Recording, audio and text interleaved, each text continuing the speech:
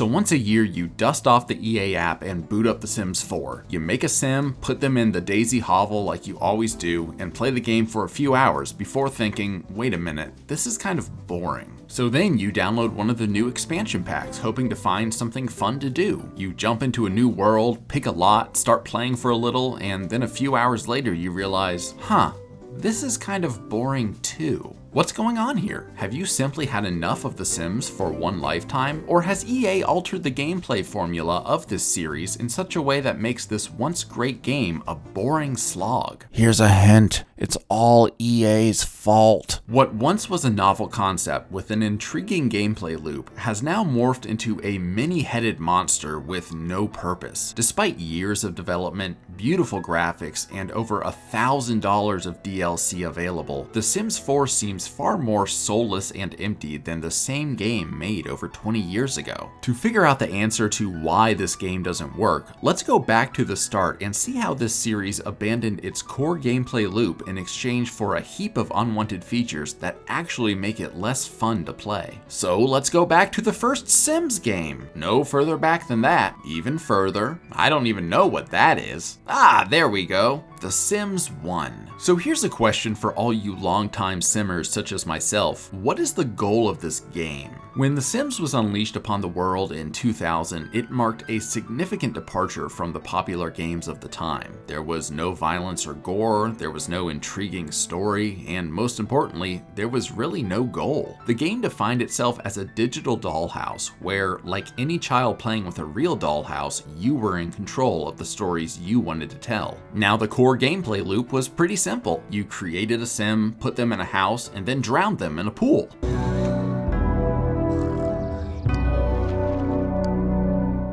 Once you got that out of your system, you made a new sim and had them embark on pursuing the American dream. While there was no set goal, money fueled everything in The Sims. And unless you were a cheating fucker who used Rosebud, if you wanted your sim to reach the zenith of what they could be, you had to make money. So this quirky Americana unfolded, where these strange little people started to go to work, form relationships, and work their way up the peaceful, easy ladder of success that was present in 2000s America. This was a world without crushing college debt, jobs that don't pay enough, and all the social stresses of living day to day in a dystopian corporate state. Anyway, in The Sims 1, the core goal of most players was to raise their Sims abilities, succeed in a job, make friends, get married, and live in a mansion. However, there were a lot of things that could go wrong on this path to perfection, and these hilarious roadblocks actually made the gameplay loop highly enjoyable. Managing the needs of Sims in The Sims 1 was this never-ending exercise in spinning a bunch of different plates and hoping that none of them would fall and shatter. The needs of Sims in The Sims 1 decreased insanely quickly when compared to their modern counterparts. Sims passing out from exhaustion or pissing themselves was a common occurrence in this game, and it was very difficult to make your Sims anything but depressed losers who questioned their very existence. Wait a minute. Why is the camera on me for this part? If you were able to begin to master balancing these needs, you also had to contend with random events. Fires could burn down your furniture, burglars could steal your best items, or you could get electrocuted while trying to fix your TV. Even if you managed to balance your Sims' needs and avoid death, you had to maintain a multitude of social relationships in order to advance your career. I don't know why you need 8 friends to become a crime boss, but I do know that Sims in your neighborhood had more mood swings than a teenage girl, and keeping them happy was not an easy task.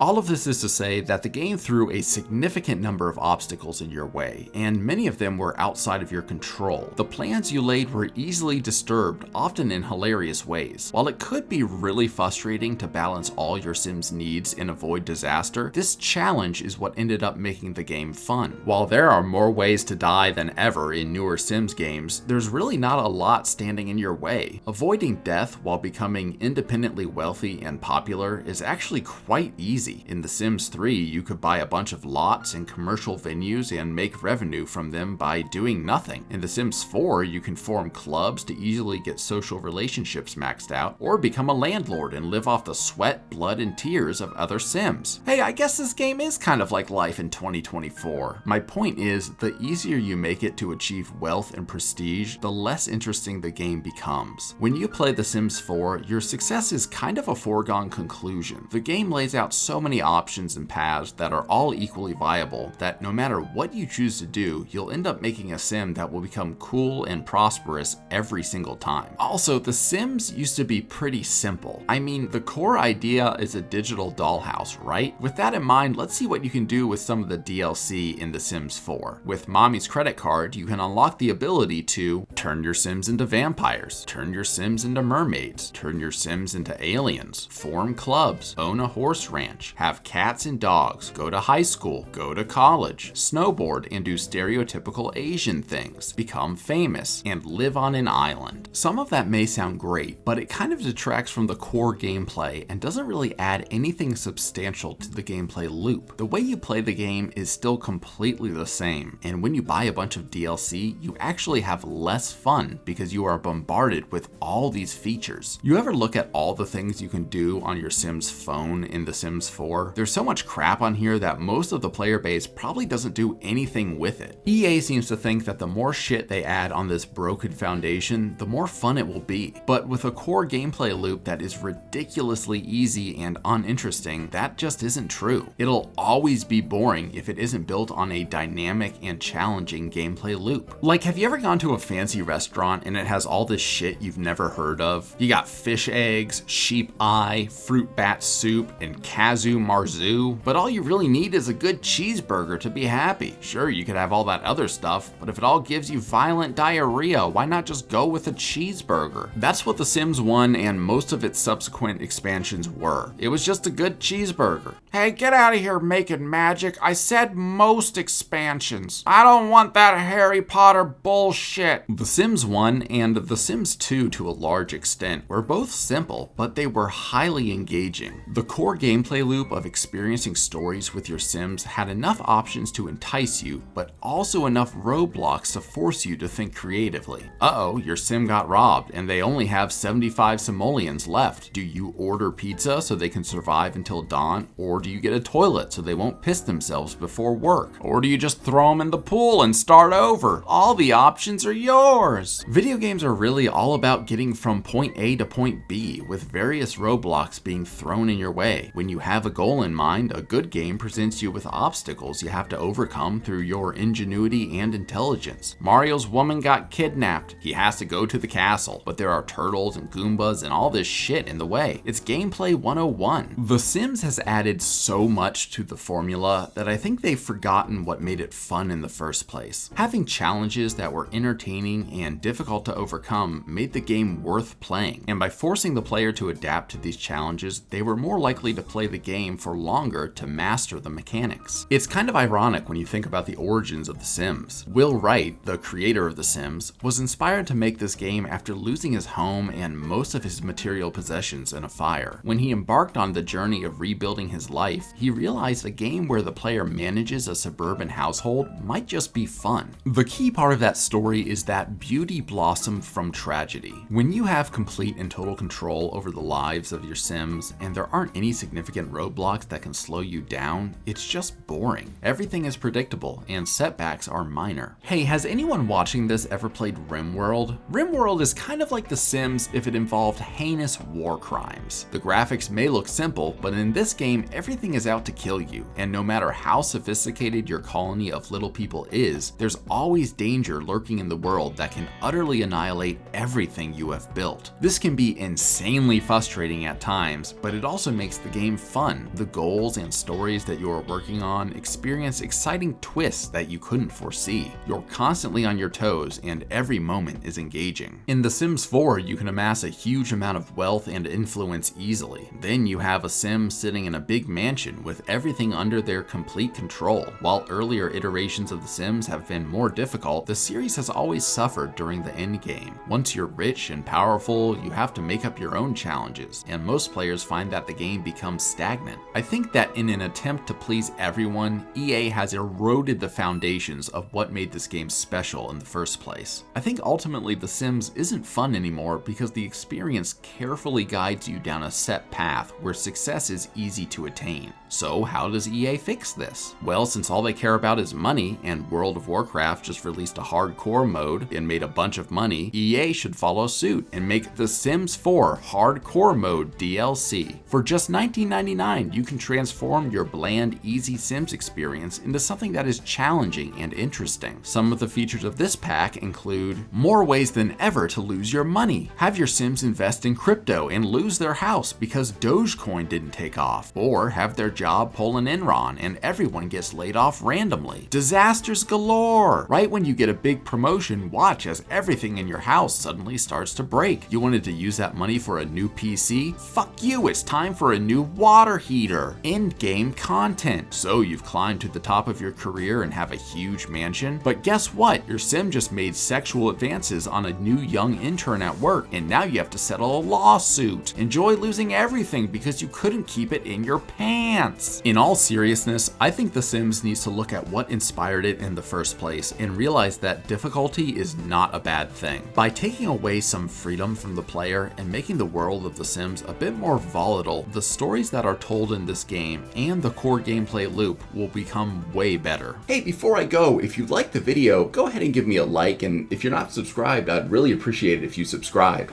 That's really the only way that YouTube will promote my videos, so I would really appreciate it. If you're a longtime player of The Sims and you're kind of frustrated with the direction of the series, let me know if my points are valid or if I missed something that you'd like to add to the conversation. I should have a new video in about a month or so, so until then, I hope you guys have a great day, and I look forward to the next one. Thanks. Bye.